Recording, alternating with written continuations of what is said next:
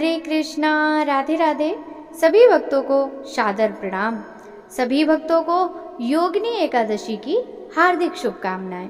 भक्तों, आज की इस वीडियो में हम योगिनी एकादशी से जुड़े समस्त बिंदुओं के बारे में विस्तार पूर्वक चर्चा करेंगे।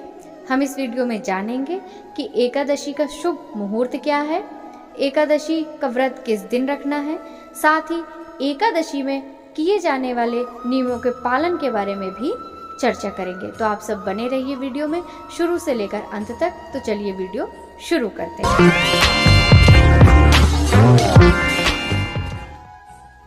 ओम विष्णवे नमः। हिंदू पंचांग के अनुसार प्रत्येक वर्ष आषाढ़ माह में कृष्ण पक्ष की एकादशी तिथि को योगिनी एकादशी का व्रत रखा जाता है। इस दिन जगत के पालनकर्ता भगवान श्री विष्णु की पूजा अर्चना की जाती है। योगिनी एकादशी पर भगवान विष्णु की पूजा करना शुभ फलदायी माना गया है। मान्यता है कि जो भक्त योगिनी एकादशी पर भगवान विष्णु की पूजा अर्चना करते हैं उन्हें सभी पापों से मुक्ति मिल जाती है। ये भी कहा जाता है कि योगिनी एकादशी व्रत करने वाले लोगों को मृत्यु के बाद भगवान विष्णु के चरणों में स्थान प्राप्त होता है।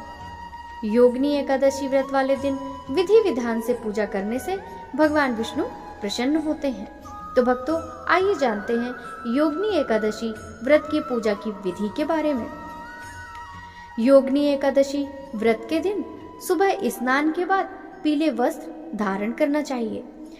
पूजा घर की साफ सफाई करके फिर हाथ में अक्षत, जल और फूल लेकर योगिनी एकादशी व्रत और पूजा का संकल्प लेना चाहिए।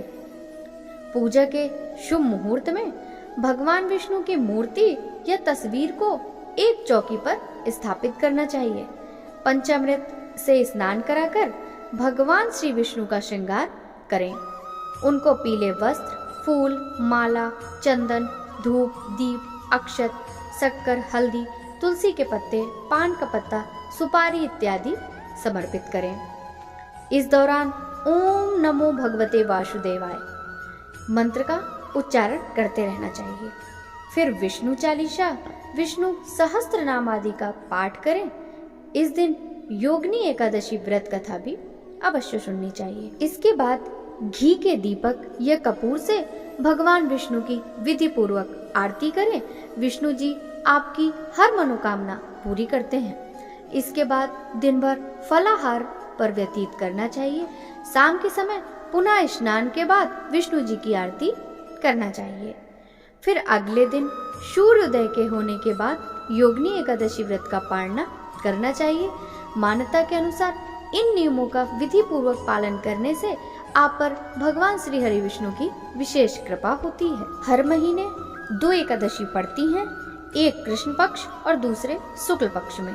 पूरे साल में कुल 24 एकादशी पड़ती है। जून माह में पड़ने वाली एकादशी को योगिनी एकादशी कहा जाता है। आषाढ़ माह के कृष्ण पक्ष की एकादशी का नाम योगिनी एकादशी है। इस दिन व्रत रखने का विधान है। इस साल ये व्रत 14 जून 2023 दिन बुधवार के दिन रखा जाएगा।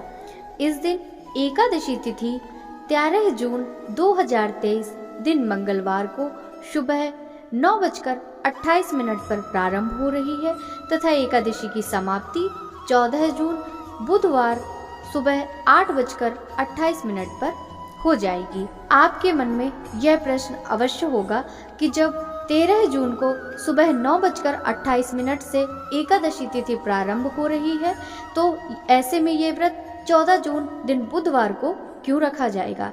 जब भी एकादशी तिथि का द्वादशी में योग होता है तो ऐसे में द्वादशी युक्त एकादशी का व्रत रखना ज्यादा शुभ फलदायी माना जाता है। इसीलिए एकादशी का व्रत 14 जून 2023 दिन बुधवार के दिन रखा जाएगा। 14 जून दिन बुधवार को सूर्योदय का समय सुबह 5:44 में तथा सूर्यास्त का समय शाम 7:09 पर है। इस दिन ब्रह्म मुहूर्त सुबह 4:08 से 4:56 तक रहेगा। वहीं अमृत काल सुबह 6:26 से 8:02 तक रहेगा। राहु काल दोपहर 12 बजे से 1:30 बजे तक रहेगा। ऐसे में आप सभी को एकादशी की पूजा ब्रह्म मुहूर्त या अमृत काल के शुभ मुहूर्त में कर लेनी है।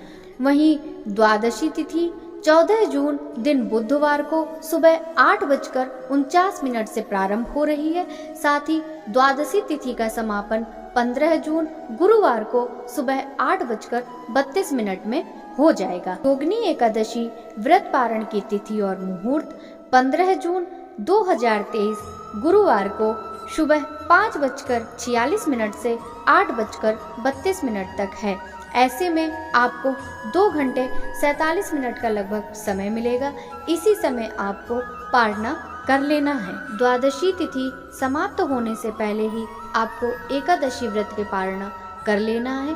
त्रयोदशी तिथि लगने से यह व्रत पूरा नहीं माना जाता है। योगिनी एकादशी का व्रत रखने से जातक के सभी कष्टों का अंत होता है, बीमारियों से भी मुक्ति मिलती है।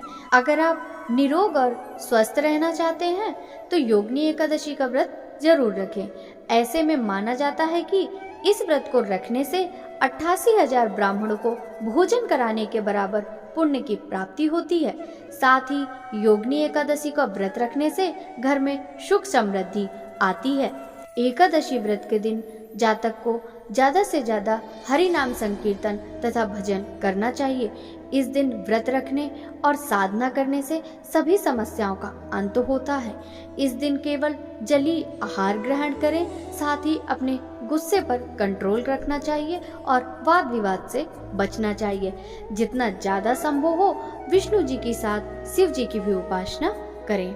साथ ही माँ लक्ष्मी का पूजन भी अवश्य करें।